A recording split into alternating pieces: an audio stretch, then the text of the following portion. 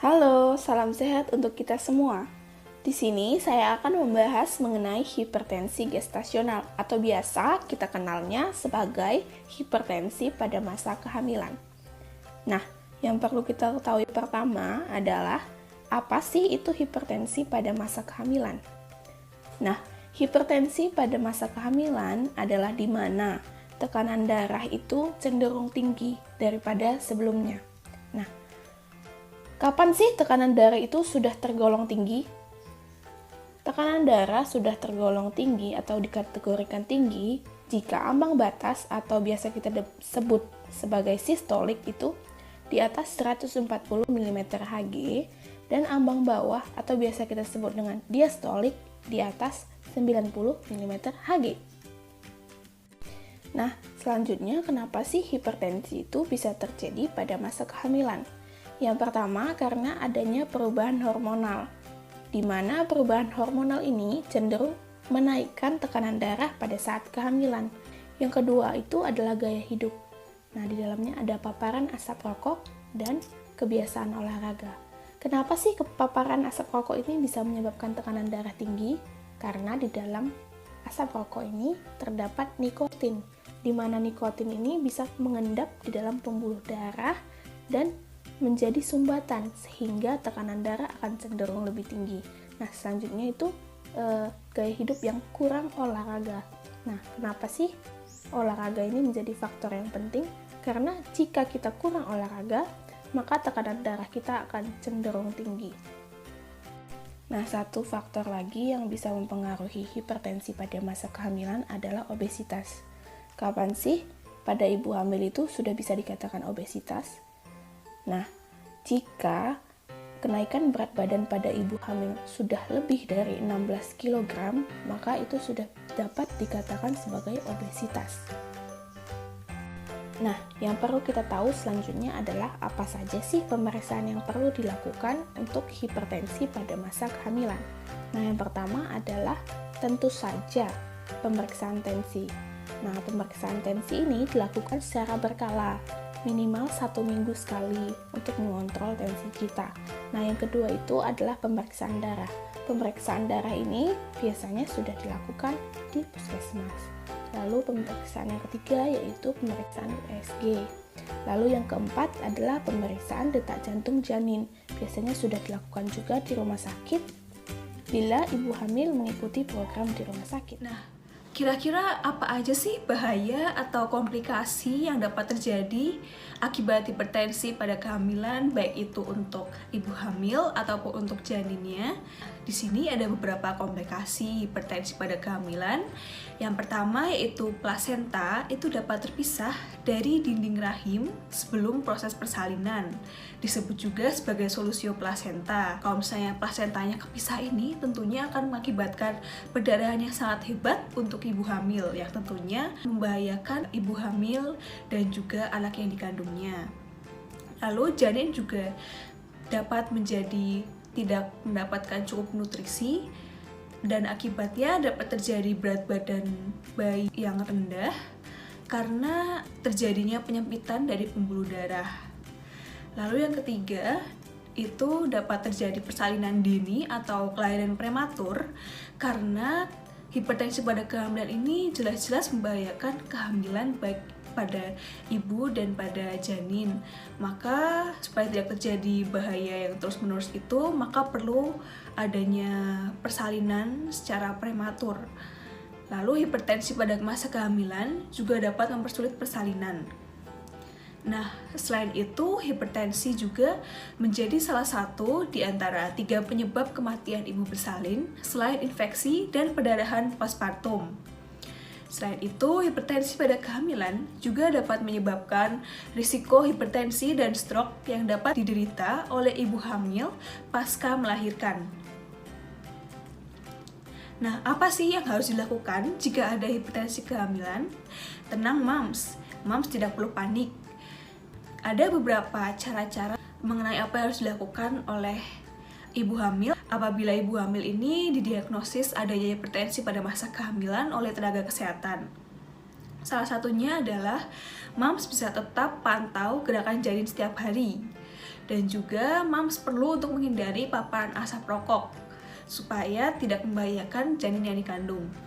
Lalu moms juga pasti akan mendapatkan obat antihipertensi baik dari puskesmas ataupun tenaga kesehatan. Moms perlu untuk minum obat itu secara rutin dan teratur sesuai dengan petunjuk dari tenaga kesehatan. Selain itu, moms perlu untuk tetap rutin melakukan pemeriksaan tekanan darah setiap minggu di puskesmas terdekat. Lalu, moms juga perlu untuk mengurangi konsumsi makanan yang tinggi garam. Dan juga, moms harus istirahat yang cukup, yaitu tidur malam selama minimal 8 jam, dan juga tidur siang selama sekitar 1 jam. Moms perlu untuk melakukan olahraga teratur seperti senam ibu hamil. Nah, berikut ini ada beberapa makanan untuk ibu hamil, seperti ada sayur-sayuran, lalu ada buah-buahan, serta ada daging, ikan, telur, lalu susu juga, ada gandum, karbohidrat seperti nasi, lalu ada gandum, dan juga roti, serta sayur-sayuran. Nah, itu perlu dikonsumsi secara rutin supaya baik janin maupun mom sendiri itu bisa mendapatkan gizi yang cukup. Nah, di sini ada beberapa makanan yang perlu moms hindari selama kehamilan. Contohnya makanan-makanan yang diproses dan juga junk food. Untuk makanan yang diproses tuh seperti kaleng-kalengan, lalu makanan seperti es krim yang mengandung banyak pemanis buatan itu perlu dibatasi konsumsinya ya moms. Ada beberapa tanda bahaya yang perlu moms ketahui dan juga anggota keluarga moms ketahui. Ada apa aja sih? Ada demam tinggi, dan juga apabila ada bengkak di kaki, di tangan, di muka, atau adanya sakit kepala disertai kejang-kejang. Lalu apabila ada perdarahan baik pada kehamilan muda maupun kehamilan tua. Lalu adanya air ketuban yang keluar sebelum waktunya. Dan juga apabila moms merasakan kalau pergerakan janin itu dirasakan semakin berkurang atau bahkan tidak ada. Dan juga tanda bahaya yang terakhir yaitu moms merasakan muntah terus dan tidak mau makan. Nah, apabila moms merasakan tanda-tanda bahaya seperti ini, moms perlu untuk segera datang ke klinik atau fasilitas kesehatan yang terdekat dengan rumah. Dapat ke tenaga kesehatan juga seperti bidan atau dokter untuk mendapatkan penanganan yang tepat. Nah, berikut ini adalah nomor telepon dari Puskesmas Ngemplak Simongan. Harap supaya moms dapat mencatat dan menyimpannya di buku atau di handphone masing-masing, supaya nanti kalau ada apa-apa, moms bisa langsung hubungi puskesmas ini untuk mendapatkan penanganan yang lebih lanjut. Semoga sehat selalu ya moms, dan lancar pada saat hari persalinannya. Terima kasih. Hai moms, apa kabar? Semoga kabarnya baik-baik saja ya. Yuk, kali ini mari kita bahas seputar preeklamsia. Jadi, apa aja sih yang bakal dibahas di preeklamsia ini? Jadi kita yang pertama akan membahas tentang definisi dari preeklamsia itu. Jadi kita akan memahami apa sih preeklamsia itu. Lalu yang kedua, kita akan membahas tentang tanda gejala. Jadi tanda gejala apa saja yang harus diperhatikan selama masa kehamilan. Lalu yang ketiga, kita akan membahas tentang pemeriksaan apa aja yang dilakukan untuk mendukung diagnosis preeklamsia ini. Lalu yang terakhir, yaitu yang keempat, kita akan membahas tentang komplikasi apa saja yang dapat terjadi apabila kita terkena preeklamsia selama masa kehamilan. Jadi, apa sih preeklamsia itu? Jadi, preeklamsia itu merupakan kondisi di mana terjadi peningkatan tekanan darah dan ditemukannya adanya protein dalam urin pada ibu hamil. Lalu, kondisi ini terjadi setelah usia kehamilan di atas 20 minggu. Lalu, tanda gejala preeklamsi apa aja yang harus kita perhatikan? Jadi yang pertama, kita harus memperhatikan apakah ada hipertensi selama masa kehamilan. Untuk tekanan darah 140/90 sudah dikategorikan sebagai preeklamsi. Lalu untuk tekanan darah 160/110 sudah dikategorikan sebagai preeklamsi berat. Lalu yang kedua, adanya proteinuria. Proteinuria ini apa sih? Jadi proteinuria ini adalah protein yang terdapat pada urin ibu hamil pada pemeriksaan lab. Lalu, diagnosis apa saja yang perlu diperhatikan? Yang pertama, bidan ataupun dokter akan menanyakan keluhan dan gejala yang dirasakan dari ibu hamil, serta riwayat kesehatan ibu dan juga keluarganya. Lalu, setelah bidan ataupun dokter menanyakan keluhan, mereka akan melakukan pemeriksaan fisik. Nah, pemeriksaan fisik ini terdiri dari pemeriksaan apa saja ya? Jadi pemeriksaan fisik ini terdiri dari tekanan darah, denyut nadi, frekuensi pernafasan, suhu tubuh, adanya pembengkakan pada tulang, ada tungkai kaki atau tangan, lalu kondisi kandungan, sehingga apabila ada hal yang perlu dilakukan untuk pemeriksaan penunjang. Nah, pemeriksaan penunjang ini apa sih? Jadi pemeriksaan penunjang ini ada tes protein urea untuk mengecek protein dalam urin, lalu ada tes USG, lalu ada USG Doppler dan juga kardiotomografi. Selanjutnya kita lanjut ke komplikasi ya. Baik Mams, berikutnya kita akan membahas mengenai komplikasi yang dapat terjadi akibat dari preeklamsi. Yang pertama ada eklamsia. Eklamsia sendiri merupakan kejang pada ibu hamil di masa kehamilan akibat tekanan darah yang tinggi dan protein uri atau protein yang ditemukan dalam urin itu tidak terkontrol dengan baik. Yang kedua, ada kerusakan organ, di mana seperti yang kita ketahui bahwa salah satu tanda dan gejala dari preeklamsi merupakan adanya protein urea, di mana protein urea merupakan ditemukannya protein dalam urin ibu. Hal ini menandakan adanya penurunan fungsi ginjal. Jika tidak segera ditangani, maka dapat terjadi kerusakan organ tersebut, yaitu ginjal. Berikutnya ada solusio plasenta. Solusio plasenta adalah terlepasnya plasenta dari dinding rahim sebelum proses persalinan. Hal ini dapat disebabkan oleh karena tekanan darah yang sangat tinggi. Lalu, ada sindrom gawat nafas pada bayi.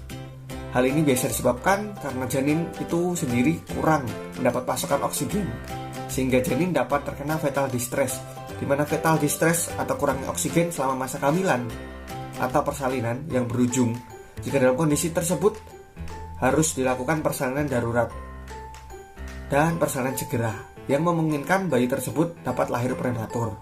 Berikutnya, komplikasi yang dapat terjadi ada IUGR atau intrauterine growth restriction atau biasa dikenal dengan bahasa Indonesia itu pertumbuhan janin yang terhambat. Hal ini dikaitkan dengan kelainan plasenta. Seperti yang kita tahu tadi, bahwa dalam kasus ini bisa saja solusio plasenta yang merupakan kelainan plasenta dapat menjadi faktor pencetus di mana sumber nutrisi dari janin tidak terpenuhi. Maka dari itu preeklamsi dapat menyebabkan nutrisi yang tidak tercukupi dalam kandungan yang tentu saja dapat mengarah ke berat badan bayi lahir rendah. Berikutnya kita akan membahas Mams mengenai apa saja sih yang perlu dilakukan jika mengalami preeklamsi. Yang pertama itu ada penanganan konservatif. Di dalam penanganan konservatif itu terdiri dari dua, yaitu rawat jalan dan rawat inap. Di mana untuk rawat jalan itu masih diperbolehkan untuk beraktivitas dan tidak harus tirah baring atau istirahat di kasur. Jadi masih bisa untuk beraktivitas. Lalu tidak diperlukan adanya diet khusus, dapat melakukan pemeriksaan kesejahteraan janin dari USG tentunya itu setiap 2 minggu sekali. Berikutnya itu rawat inap. Biasa pada rawat inap ini ditandai dengan hasil lab yang abnormal. Contohnya seperti proteinuri tadi. Lalu ditemukan juga memiliki kecenderungan preeklamsia dengan gejala berat. Dan hasil penilaian kesejahteraan janin cenderung jelek atau buruk. Lalu tadi kan ada penanganan konservatif. Berikutnya ada penanganan aktif. Di mana penanganan aktif biasa itu ditandai dengan tanda impending preeklamsi. Di dalamnya itu ada 3 gejala yang khas, yaitu nyeri kepala, nyeri ulu hati, dan pandangan kabur. Dan tentunya ditandai dengan kesejahteraan janin yang jelek. Lalu kita lanjut ke topik berikutnya ya Mams. Di sini kita akan membahas mengenai tanda bahaya yang perlu diwaspadai, seperti yang tertera pada gambar berikut. Yang pertama ada berat badan menurun dalam waktu singkat. Lalu yang kedua adanya proteinuria atau ditemukan kandungan protein dalam urin ibu. Lalu ada pandangan kabur, pusing, dan mood swing atau emosional. Lalu ada kejang dan pingsan. Berikutnya ada tekanan darah di atas normal. Seperti yang kita tahu bahwa tekanan darah itu 120/80 mm/Hg. Lalu ada bengkak yang ditemukan di tangan, wajah, maupun kaki. Lalu yang terakhir, adanya nyeri di perut ibu. Jika ada tanda-tanda seperti itu, perlu diwaspadai ya Mams. Segera datang ke fasilitas kesehatan terdekat atau puskesmas terdekat. Lalu kita bahas ke slide berikutnya. Di sini ada poin terakhir nih Mams. Kita akan bahas tentang bagaimana sih cara menghindari preeklamsi selama kehamilan. Di sini ada 5 poin. Yang pertama, Mams perlu mengurangi konsumsi makanan dengan tinggi garam, karena garam itu dapat menjadi faktor pencetus untuk tekanan darah itu naik atau meningkat. Lalu yang kedua, perlu juga istirahat yang cukup, khususnya di masa kehamilan. Lalu yang ketiga, Mams juga perlu untuk memantau terus dan menormalkan tekanan darah di puskesmas terdekat. Lalu berikutnya ada olahraga teratur. Dan yang kelima itu ada rutin mengkonsumsi vitamin D selama kehamilan. Dan last but not least, saya Isra Clemenly, mewakili teman-teman dan kami dari Fakultas Kedokteran Universitas Katolik Sugio Pranoto Semarang mengucapkan terima kasih banyak atas perhatiannya dan waktunya. Tetap jaga kesehatan ya Mams. Bye.